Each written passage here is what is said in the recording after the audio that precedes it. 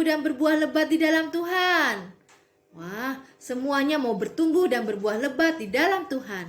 Nah, kalau begitu bagaimana caranya adik-adik? Ya, harus selalu menanamkan firman Tuhan di dalam hati kita. Oleh karena itu, mari kita berdoa terlebih dahulu, meminta pertolongan kepada Tuhan, agar Tuhan memampukan kita untuk bisa menanamkan firman Tuhan di dalam hati kita dan kita bisa melakukannya di dalam kehidupan kita. Mari kita berdoa ya adik-adik. Tuhan Yesus, terima kasih untuk kesempatan yang Kau berikan kepada kami untuk memuji dan memuliakan nama-Mu. Dan saat ini ya Tuhan, kami rindu untuk mendengarkan firman-Mu. Kami mau bertumbuh di dalam Engkau Tuhan dan berbuah lebat Tuhan. Engkau tolong kami ya Tuhan, biarlah firman-Mu yang akan disampaikan oleh hamba-Mu pada saat ini bisa benar-benar dimengerti oleh setiap anak-anak yang mendengarkannya. Dan juga ya Tuhan, Kau urapi hamba-Mu yang akan menyampaikan firman Tuhan ini. Dalam nama Tuhan Yesus Kristus kami berdoa dan berserah. Amin. Adik-adik, sebelum lo bercerita, lo mau bertanya dulu nih. Siapa di antara adik-adik yang pernah pergi ke tempat yang belum adik-adik ketahui? Wah, semuanya pernah ya. Nah, waktu adik-adik tinggal dan besar di Jember, dan adik-adik pergi liburan ke suatu tempat, misalnya Surabaya, pastilah ada kali pertama adik-adik pergi ke tempat tersebut. Nah, pada saat itu, apakah adik-adik pergi sendirian? Tentu tidak ya. Pastinya adik-adik pergi bersama dengan mama, papa, atau orang dewasa yang dikenal, bukan? Nah, kalau adik-adik pergi sendirian, apakah adik-adik berani? Wah, ada yang takut ya. Kenapa takut? Ya, karena takut tersesat. Jadi harus ada orang yang menuntun, bukan? Nah, adik-adik, ketika bangsa Israel keluar dari Mesir, mereka sangat senang sekali. Kenapa adik-adik? Ya, karena mereka sudah bebas dari tekanan bangsa Mesir yang saat itu menjadikan bangsa Israel sebagai budak selama bertahun-tahun. Mereka disuruh kerja paksa tanpa mengenal lelah. Jadi, ketika mereka bebas, wah, mereka sangat senang sekali. Bahkan, mereka sudah membayang-bayangkan bagaimana mereka nanti akan hidup sangat bahagia, makmur, dan sejahtera di tanah yang dijanjikan oleh Tuhan. Yaitu apa? Ya, tanah Kanaan. Tapi adik-adik, apakah kalian tahu kalau untuk sampai ke tanah Kanaan, bangsa Israel itu harus melewati padang gurun yang sangat luas. Bukan hanya itu saja adik-adik.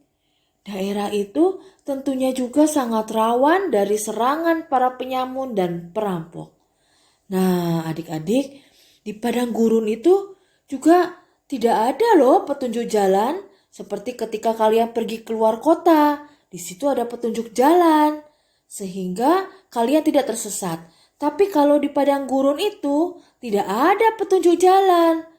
Nah, sehingga tentulah memungkinkan kalau orang akan tersesat. Wah, adik-adik, kalau begitu, apakah bangsa Israel sanggup untuk melaluinya? Nah, sekarang mari kita buka Alkitab kita. Kita akan membaca di dalam Kitab Keluaran pasal yang ke-13 ayat 17 sampai 22 mengenai perikop Allah menuntun umatnya. Nah, kalau adik-adik sudah mendapatkannya, silakan adik-adik baca terlebih dahulu ya. Nah, adik-adik, setelah kalian membacanya, apakah sekarang kalian tahu apakah bangsa Israel sanggup untuk melaluinya? Ya, betul adik-adik. bangsa Israel bisa melaluinya. Wah, bangsa Israel hebat ya.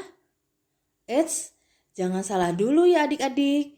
Bangsa Israel bisa melaluinya itu bukan karena kemampuan mereka, tapi karena siapa? Ya, karena Tuhanlah yang menuntun mereka. Dikatakan di dalam firman Tuhan ayat yang ke-21 bahwa Tuhan berjalan di depan mereka pada siang hari dalam tiang awan untuk menuntun mereka di jalan, dan pada waktu malam dalam tiang api untuk menerangi mereka, sehingga mereka dapat berjalan siang dan malam. Nah, jadi Tuhanlah yang menuntun bangsa Israel. Pada siang hari, Tuhan menuntun bangsa Israel dengan apa adik-adik? Ya, dengan tiang awan. Sehingga bangsa Israel itu tidak kepanasan dan dapat berjalan dengan semangat. Dan pada malam hari, Tuhan menuntun bangsa Israel dengan apa adik-adik? Ya, benar, dengan tiang api. Sehingga bangsa Israel dapat melihat dalam kegelapan dan tidak tersesat. Wah, luar biasa ya adik-adik penyertaan Tuhan itu. Nah, adik-adik, kalau saja Tuhan sudah menuntun dan menyertai bangsa Israel saat itu, Tuhan juga pasti menuntun dan menyertai adik-adik saat ini. Apakah adik-adik tahu penyertaan dan tuntunan apa yang sudah Tuhan berikan buat adik-adik? Ya, Tuhan sudah memberikan kita orang tua untuk membimbing kita dan mengarahkan kita untuk menjadi anak yang baik, anak yang mengenal Tuhan, dan menjadi anak yang pandai. Waktu adik-adik masih bayi dan belum bisa berbicara, berjalan, dan berlari, siapa yang membimbing adik-adik sehingga adik-adik bisa seperti sekarang ini? Sudah bisa berjalan, berbicara, dan berlari? Ya, Tuhanlah yang sudah memberikan orang tua kepada adik-adik untuk mengajari semuanya itu. Nah, jika di sekolah, Tuhan juga sudah memberikan kita bapak dan ibu guru untuk menuntun dan membimbing adik-adik agar adik-adik bisa mencapai cita-cita adik-adik. Nah, adik-adik, dari pelajaran saat ini, kita sudah belajar bahwa Tuhan menuntun dan menyertai bangsa Israel keluar dari Mesir. Sudah pasti Tuhan juga menuntun dan menyertai adik-adik dalam perjalanan hidup adik-adik. Jadi, adik-adik harus percaya dan yakin ya bahwa Tuhan selalu menyertai adik-adik.